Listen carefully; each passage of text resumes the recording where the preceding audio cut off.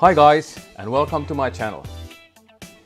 This is the first video in a series of videos where I go through some of my social media postings from the previous week or so and talk about why I thought they were worth sharing. You guys play a big role in this series because I focus on the postings that you have viewed, commented, clicked or otherwise interacted with the most. A huge thank you to you guys for that. You can follow me on Twitter and take part in making the content for future episodes.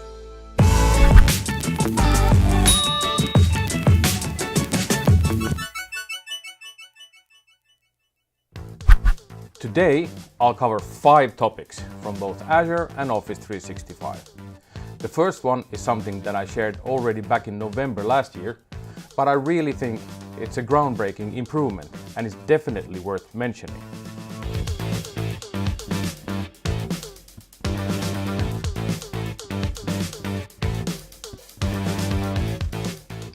In Cosmos DB, you can now create a database that shares throughput across all collections in the database and start much lower than before. Previously, the minimum throughput you could share on a database level was 10,000 request units per second, which would cost you roughly €500 a month.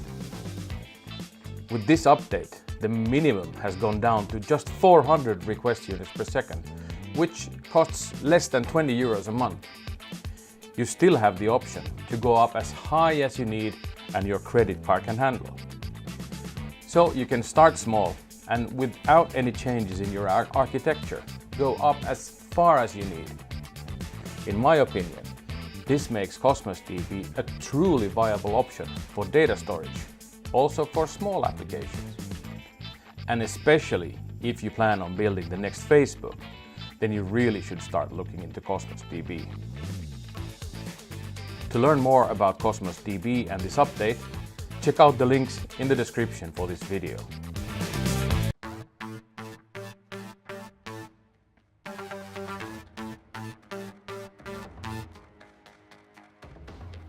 A while ago, I wrote a tutorial on GitHub about how to get started with Azure Cosmos DB.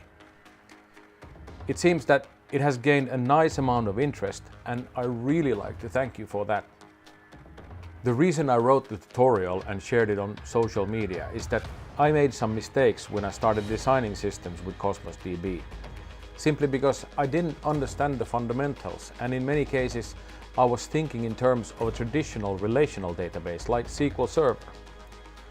So Cosmos DB is not a relational database, and you must not design your systems as if it was.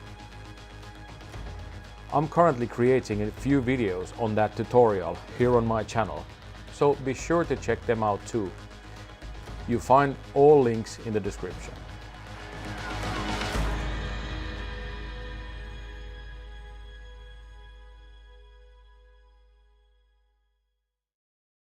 Okay, enough about Cosmos DB and a few words about durable Azure Functions. To put things short, durable Functions is an extension to Azure Functions that gives you the possibility to write stateful functions. And with stateful functions, you can do reliable code-based workflows. You may have heard of logic apps in Azure and that you can use that service to design workflows with a nice graphical UI that natively can connect to hundreds of systems. So why would you want to create workflows in durable functions? I think the biggest reason is that with logic apps, your workflow logic just becomes too complex pretty fast if you need to handle all the bells and whistles with a graphical designer. And that's where durable functions come in very handy. They allow you to keep your business logic in logic apps and put your technical logic in durable functions, and then just connect these two. With durable functions, you can, for instance, do function chaining with automatic and configurable retry logic, fan out to execute stuff in parallel and then fan in to continue after each parallel has completed, wait for an external event like an approval, for instance, and for async APIs for instance for reliable order processing. Be sure to have a look into durable functions if you need reliable asynchronous or background processing in your applications.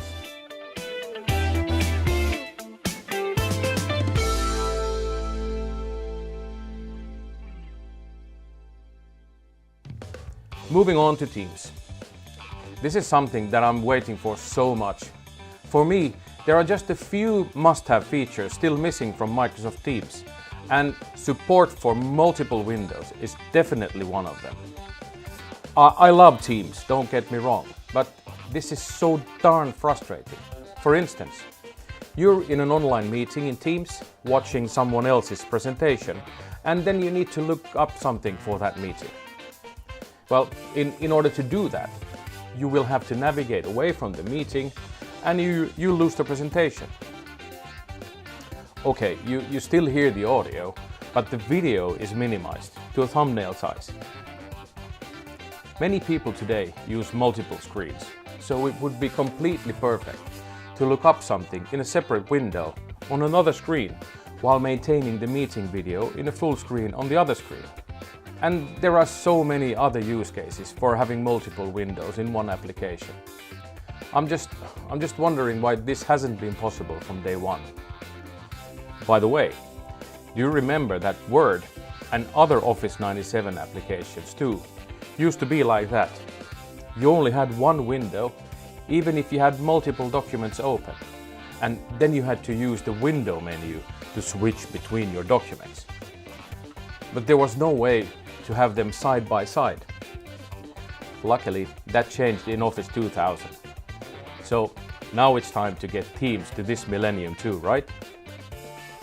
I really hope that the Teams team will ship this improvement soon. If you think so too, go over to the Teams user voice site and vote on the suggestion and have your voice heard. The link is in the description.